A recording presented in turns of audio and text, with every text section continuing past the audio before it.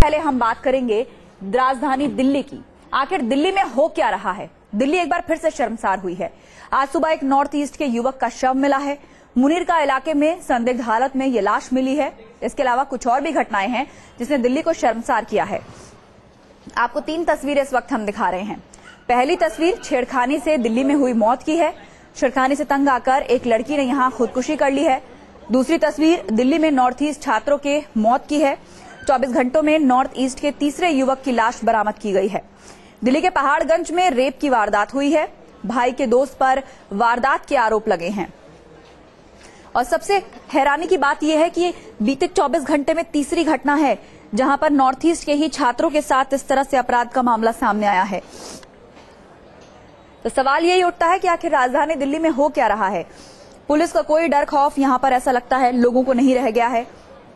और एक के बाद एक चुन चुन कर जिस तरीके से नॉर्थ ईस्ट के छात्रों को इसका निशाना बनाया जा रहा है वो अपने आप में बहुत ही शर्मसार कर देने वाला है। और पुलिस की कार्रवाई पर भी सवाल उठाने वाला है कि बीते दिनों में नॉर्थ ईस्ट के छात्रों के साथ जिस तरह की घटनाएं हुई हैं, क्या उसके बाद भी पुलिस ने जिस प्रकार के कदम उठाए हैं उससे अपराधियों को डर नहीं लगता?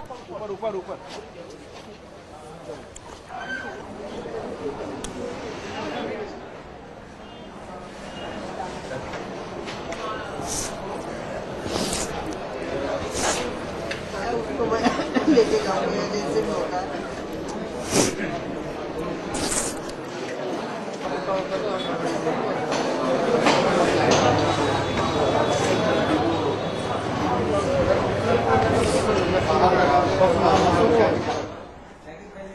उधर दिल्ली में एक और रेप की वारदात हुई है। एक होटल में बर्थडे पार्टी के दौरान इस वारदात को अंजाम दिया गया।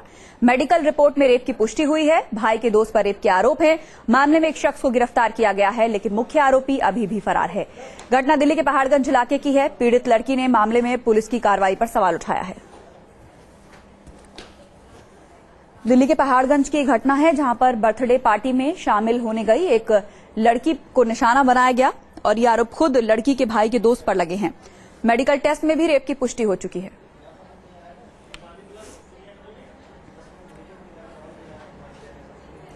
उधर दिल्ली में एक लड़की ने छेड़छाड़ से तंग आकर मौत को गले लगा लिया। ऐसा तब हुआ जब लड़की ने कुछ दिन पहले बाकायदा पुलिस में इसकी एक लिखित शिकायत भी दे रखी थी। घर में मातम पसरा है।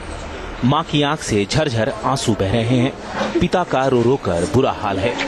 बहुत सपने थे मेरे उसके ऊपर, आज सपना टूट गया सर, बहुत टूट गया, सपना टूट गया। घर की सबसे बड़ी बेटी प्रीति अब इस दुनिया में नहीं है। दिल्ली के नारायणा में रहने वाली प्रीति ने सिर्फ इसलिए मौत को गले लगा लिया क्योंकि वो पड़ोस में रहने वाले एक लड़के से तंग आ चुकी थी। आरोप है कि सुभाष नाम का ये लड़का हर रोज प्रीति को आते जाते तंग करता था। यही नहीं, वो बार बार उस पर शादी के लिए भी दबाव डालता था और उसे धमकियां भी देता था। ओकरे 4-5 दिन पहले बताई कि मम्मी सुभाष बोल रहा था कि प्रीति तू कहीं शादी मत करना, न तो तेरे गला ही घोट दूंगा, जो शादी करेगा उसको भी मार डालूंगा।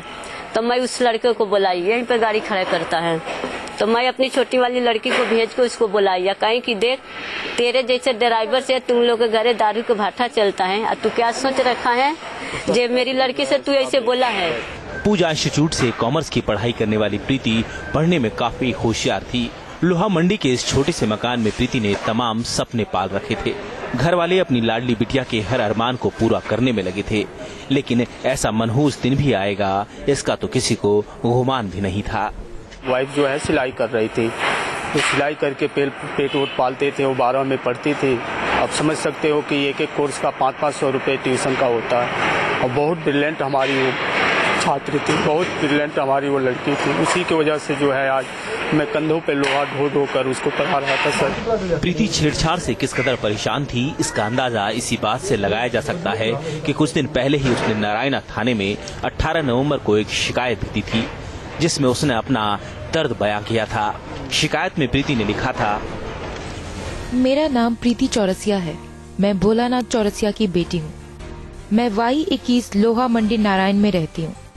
मेरे मम्मी पापा दूसरे कमरे में सो रहे थे और मैं दूसरे कमरे में पढ़ाई कर रही थी।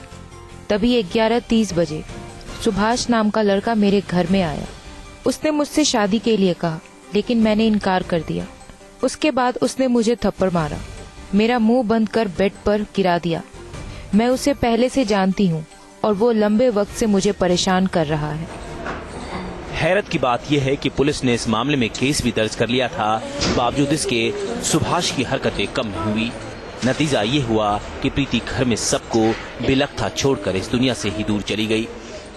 दिल्ली से ललित कुमार, न्यूज नेशन।